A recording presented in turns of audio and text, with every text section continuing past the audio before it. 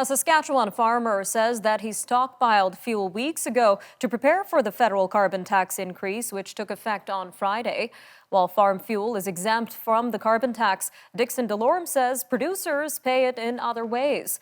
This through the costs of heating, grain drying, and fuels to transport products to market. The carbon tax is not the only tax that rose on Friday. Excise duty on alcohol also rose. And industry representatives say craft producers need relief from excise duties for beer, cider, spirits, and malt liquor. Well, joining us now to discuss these rising tax rates is Franco Terrazzano, Federal Director of the Canadian Taxpayers Federation. Sir, welcome back to Forum Daily. So let's start by going over these new taxes that were introduced on Friday and how they will impact Canadians. It's going to increase the cost of living while Canadians are already dealing with 3 decades high inflation. You have carbon tax up, booze taxes up, MP pay up. That all happened on Friday, April 1. So it may sound like a cruel April Fool's joke on taxpayers, but really it lands like a slap in the face to know that our politicians are reaching deeper into our pockets while they continue to pad their own pockets with higher pay. So how would this federal carbon tax translate to prices at the pumps? It's going to raise the price at the pumps to about 11 cents per liter of gasoline and to about 13 cents per liter of diesel, which means that every time that your family fuels up your minivan, it's going to cost you about $8.40 just in carbon tax, let alone the price of the fuel. But unfortunately, the Trudeau government wants to continue to raise and raise and raise its carbon tax all the way up to nearly 40 cents per liter of gasoline by 2030. And in our introduction, we mentioned the experiences of one Saskatchewan farmer with this carbon tax. So let's take a deeper look at this and how carbon taxes could impact the industry and agriculture.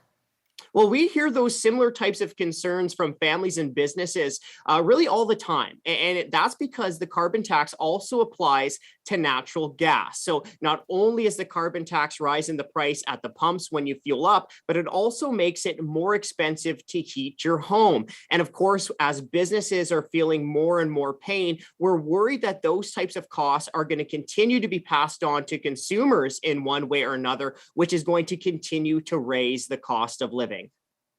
All right, sir. Well, in recent news, we know the CTF applauded the Ontario government for temporarily cutting the gasoline excise tax. So how would this help Ontarians?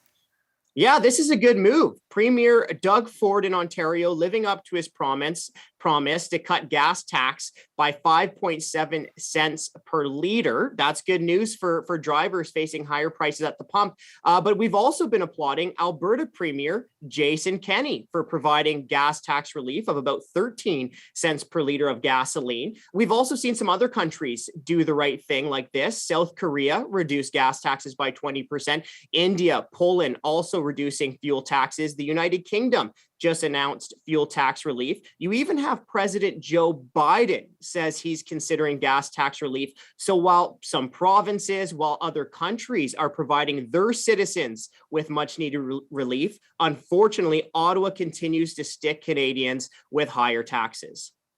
All right, Mr. Terrazzano, a quick minute and 30 seconds left here, but let's jump to this rising excise tax on alcohol. How's that going to affect pricing at stores?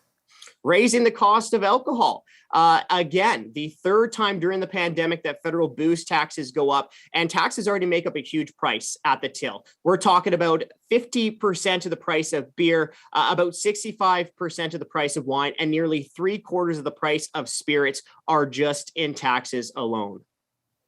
All right, sir. And at the same time, we know the CTF is highlighting some pay raises among members of Parliament. Can you tell us a little bit more about that?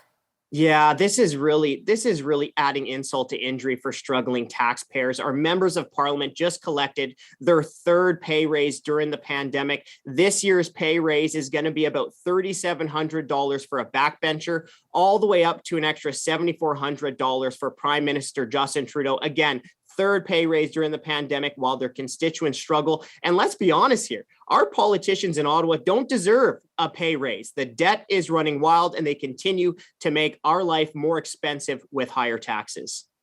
Mr. Franco Terrazzano, Federal Director of the Canadian Taxpayers Federation. Always great having you on Forum Daily. Thank you again for your time today, sir. It was my pleasure. All right, we'll be right back after a short break. But when we return, we'll be examining the plight surrounding the families of Afghan interpreters that are still trapped in the Taliban-run country. While hundreds of family members of interpreters have applied for Canada's special immigration program, they say that none have made it to Canada so far. With us to discuss this issue is New Democrat MP for Vancouver East, Jenny Kwan, right after the break. And of course, more news to follow after that. So stay tuned here on Forum Daily.